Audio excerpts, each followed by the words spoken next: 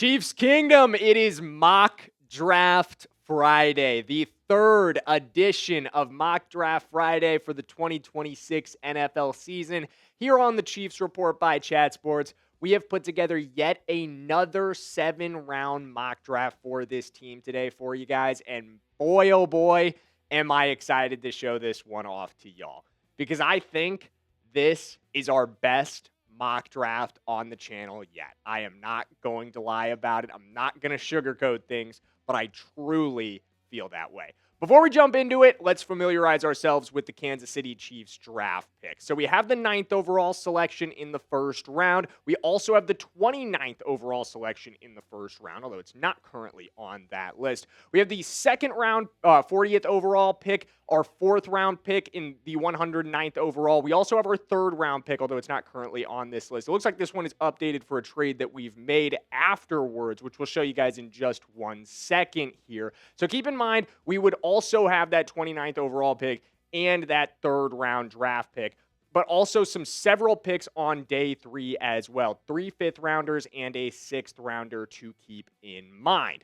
But let's talk about the trade. So I kind of hinted at it already. Obviously, our draft pick's a little wonky for a reason here, and it is because we have given up the 9th overall pick and the 74th overall pick to jump up to 3rd overall in the NFL draft for one Rueben Bain. That is who we're coming up to get. We gave up a 7th round pick in 2027 as well. This trade does end up working out towards Arizona by about 14 draft points, but that's what you kind of got to give up at the end of the day if you're making a big trade like this up the draft board. You're going to have to find yourself giving up a little bit more value to convince a team like Arizona, hey, we're going to give you the haul you're looking for to move down the board a little bit, to come down 6 spots and let us go get our guy at the top of this draft. And I would be very, very excited about the way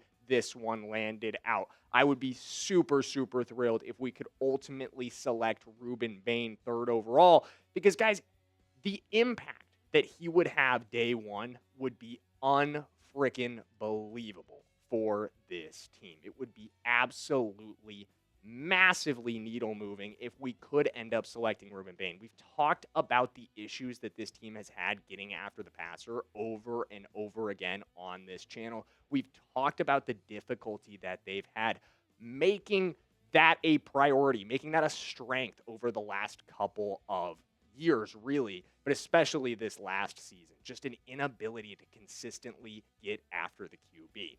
But let's see the first 2 picks before we ended up selecting Rueben Bain. And we'll dive into Rueben Bain a little bit more in 1 second. But as always, Mendoza went 1st overall to the Las Vegas Raiders. Arvell Reese went 2nd overall to the New York Jets. And before we dive deeper with Rueben Bain, I want you guys to let me know, do we want 2 mock drafts next week? We are just a week ahead of the NFL draft starting next week. We're 2 weeks away from yesterday. But in the week leading up, do we want 2 7-round mock drafts next week, or do we just want 1? Let me know by liking today's video if you want to. If we get over 150 likes on today's video, we will get that 2nd mock draft cooked up for you guys. But like I said already, 3rd overall, it's going to be Rueben Bain.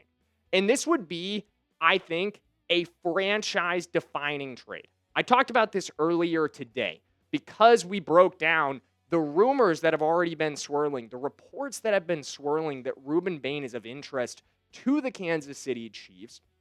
And at 9th overall, I don't think you're going to be able to get him. At the end of the day, that's something we've discussed on this channel. I don't think you can wait around for him at 9.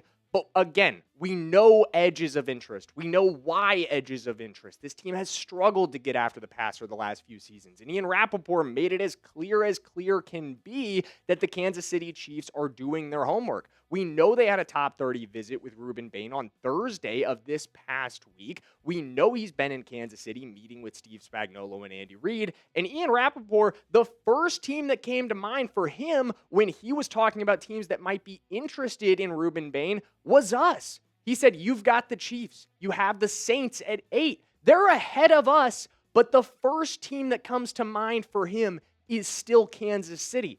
That's why I think a trade up here is very realistic. That's why I think a trade up here could absolutely happen, because this is of need for Kansas City and they are doing their homework. And look, they're not stupid at the end of the day, right? Like, they know where Rueben Bain is projected to go in the NFL draft. They know that other teams are going to be very interested in him in the top 5, So if they want him, I think they're prepared to make a move like the one we're talking about right now. And if you think the trade wasn't enough to give up, I hear you. But again, you got to think about how low the cost to trade up is reportedly in this draft. It's not as high as it is in other years. So I truly think you can get it done with a swap of 9 for 3, an extra 3rd thrown in there, and a 7th in 2027 as a little bit of icing on the cake. And wouldn't you give up that and more to have this be the Kansas City Chiefs defensive line? Because I absolutely would. I think it would be worth every penny to bring in a presence like Rueben Bain. I know the arm length concerns some people. I really don't care. I've watched the tape. I've seen this guy bully people with longer arms than him. I have seen this guy manhandle grown men like the Indiana offensive lineman, just getting after Fernando Mendoza. Nobody put pressure on Mendoza in Indiana the way Rueben Bain and Akeem Mesidor were able to against them in the national championship game. That one always stands out for me. And my, oh my, would he be a phenomenal piece for this Chiefs defense to build around for the future. But let's see what else we can do, because remember, we're still sitting on another first-round pick even after this trade. We didn't have to give up 29 in this move. We still have it. Francis Maui-Noah goes 4th to the Tennessee Titans, followed by David Bailey. He's off the board. Carnell Tate becomes a Cleveland Brown. Jordan Tyson to the Washington Commanders. Mekhi Lemon to the New Orleans Saints. Jeremiah Love ends up being the Cardinals selection, which is kind of funny considering how often they're projected to take him at 3. They end up being able to do that at 9 after a trade down. Sonny Styles goes 10th to the Cincinnati Bengals. Mansour Delane goes 11th to the Miami Dolphins. Caleb Downs goes 12th to the Dallas Cowboys, followed by Monroe Freeling to the Los Angeles Rams at 13. Casey Concepcion to the Baltimore Ravens at 14. Fano goes to the Tampa Bay Buccaneers at 15. Another guy who's being repeatedly connected to the Chiefs at 9, just not really something I'm buying into, though. Definitely feels like a smokescreen. Jermod McCoy goes 16th to the New York Jets. Vega Owane, 17th to the Detroit Lions. Peter Woods, 18th to the Minnesota Vikings. Kenyon Sadiq, 19th to Carolina, followed by Keldrick Falk, Emmanuel McNeil-Warren, Caleb Lomu, and Omar Cooper Jr., bringing us to the 5 picks before the Kansas City Chiefs are on the board. And that's where Ty Simpson ended up going to the Cleveland Browns at 24th, followed by Avion Terrell to the Chicago Bears, Dylan Thieneman to the Buffalo Bills, Caden Proctor to the San Francisco 49ers, and Caden McDonald to the Houston Texans, putting us right back on the board at 29. Again, we still have 2 other picks in the top 40 where we're going to go through all of these, but we won't do this for every single pick. But here's who was in play for us here. Caleb Banks, interior defensive lineman, big body defensive tackle, dealing with some foot injury issues that scare me a little. Blake Miller, offensive tackle option out of Clemson, some really good games against some of this draft's high-profile defensive ends. Just not really interested in investing in offensive line in the first round here, though. Denzel Boston, receiver out of Washington. Interesting option, but just not able to separate enough for me and too much of a body catcher. Chris Johnson, ended up being the pick. The corner out of San Diego State is just too good to pass on, in my opinion. And I've said it before, and I'll say it again. You cannot call night 1 of the draft a success if you are the Kansas City Chiefs, if you do not do something to address what you have lost in the secondary. And this is big. This is not just a small addition. This is bigger than the times we've double-dipped in the 3rd round. This is a piece you can build with.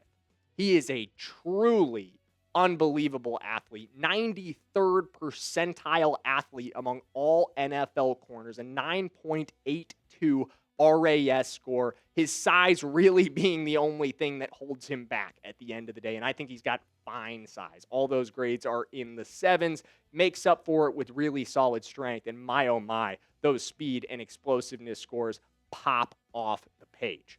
And again, like Rueben Bain, this is somebody we know Kansas City's interested in. Shout out Ryan Fowler on Twitter, who let us know they already had a top 30 visit with him. This was back in early March. This has happened a while ago. This has been somebody that they've been doing a lot of homework on, and understandably so, because look how good he was at San Diego State last year.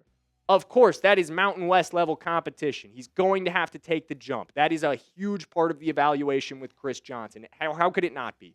But allowing a 16.1 QB rating at any level of competition is something that should be turning heads. 13 pass breakups last year, 4 picks, 5 the year before that, make it 18 pass breakups in his last 23 games, and 5 interceptions. You add in the forced fumbles, make it 9 forced turnovers over the last 2 years. I like a guy like that on a Chiefs defense that really struggled with that last season, that really struggled to consistently force turnovers and create extra opportunities for its offense. Let's keep rolling, though. Let's see who else we can grab. Akeem Mesidor goes 30th, to the Miami Dolphins, followed by Blake Miller to the New England Patriots, and Cassius Howell rounds out the first round at 32nd overall. First pick in the second round is TJ Parker to the New York Jets. Maxi Honichur goes right after to the Arizona Cardinals. Colton Hood to the New York Giants. Another one that was in play for me at 29. Caleb Banks off the board to the Raiders. Chase Basantis off the board to the Titans. R. Mason Thomas goes off the board to the Texans, followed by Zion Young to the Cleveland Browns.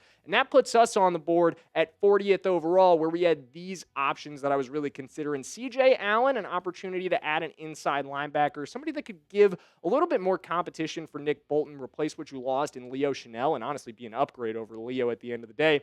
Germie Bernard, a receiving option for Patrick Mahomes. We'll come back to him. Lee Hunter, a defensive tackle out of Texas Tech, another addition to the interior of this defensive line. Or Eli Stowers, a potential heir for Travis Kelce. And like I said, we're coming back to Germie Bernard. He was the ultimate selection here for me, or he was ultimately the selection for me here at 40th overall. And I feel like on some people's boards, this is going to be early, but I think this has a really good chance to be not a reach, actually, but instead a massive steal. There were times last season on tape for Germie Bernard, if you're not familiar with him, if you haven't watched a ton of what he was able to do at Alabama, where you felt like he could have been more productive if Ty Simpson set him up a little bit better. And I know that's surprising because Ty Simpson is a quarterback that's getting a lot of buzz in this class. But I think he's getting a lot of buzz as a guy who could take a step. Last season, we saw some issues from him. We saw the misses on tape repeatedly. A lot of those involving Germie Bernard. The one that always stands out to me is open in the middle of the field against my Oklahoma Sooners in the playoffs. And Ty Simpson just sails it. Absolutely misses it. Just totally leaves him wide open in the middle of the field. Oklahoma gets away with a busted coverage. But even despite that, 1,500 yards over the last 2 seasons, over 100 receptions, incredibly efficient with the volume that he's given, and noted as a vocal leader for this Alabama team. They called him Unc in the locker room, which I know is a little bit derogatory to some degree. Makes you seem like you're old, but that was his role. He was the veteran in that room. He'd been around a little bit, multi-time transfer, starting at Michigan State and then ending up at Washington before his time at Alabama, and he led that room. He took that role, took the young guys under his wing, and that's exactly what we want in the locker room. A role model, someone our guys can look to, someone that you know and you can trust to be the right kind of character at the end of the day. And I think that's something we've had issues with here in Kansas City, ultimately. With Rashee Rice having a number of issues off the field, even cleared of the latest domestic violence allegation. We all know what I'm talking about. And this gives you flexibility here, right? If Rice continues to be the question mark that he's been for Kansas City over the last few years, in the final year of his rookie contract, can you feel that comfortable about extending him? I don't know. This gives you the opportunity to not do it. This gives you the opportunity to have Germie Bernard replace his role and to move on in a different direction. Speaking of moving on, let's move on to the 4th round of the draft. We've moved on from our 3rd round picks. I didn't move on too much here in the last few minutes. So we no longer have that one, meaning our wait is pretty extended. A 49 plus pick wait from our first pick from our 2nd round pick to our now 4th round selection, where these guys awaited us on the board. Daylen Everette out of Georgia, a really solid man-to-man corner at 6'2", 209, got good size as well. Sam Roush, another opportunity to develop a tight end who needs a little bit of growth, but a good vertical threat there. Drew Shelton, rare agility traits at the offensive tackle position, someone that you could develop as well. Decent starting experience during his time with the Nittany Lions as well. And then another interior defensive line option, Tim Keenan, but I went Daylen Everette. Another opportunity to continue upgrading the secondary, and the scheme fit with what Steve Spangnuolo likes to do is just too good with Daylen Everette, in my opinion, at the end of the day. He is sticky in man coverage. He is exactly what Steve Spangnuolo is going to like. He's disruptive on the ball with 11 pass breakups in 2025, and he's done it at the highest level for years and shown up in the biggest moments for this Georgia team. 2024 SEC championship game against Texas, he gets not one, but 2 interceptions, and House calls one of them to help them get that win. Also had another pick in the playoff games for them in 2024, and then came away with a pick in 2025 down the stretch and some big ones as well. So of his 4 interceptions, all of them came in the biggest possible moments for Georgia. We need somebody that can show up in big moments as well in this secondary as it continues to build with new young pieces. No more Trent McDuffie, no more Jalen Watson. Now you have Chris Johnson and Daylen Everette as your 2 new young boundary corners to work opposite each other with Christian Fulton, Noel Williams, Kader Kohu, all those guys still in the room. That's a much more fleshed out corner depth chart that has a very promising future.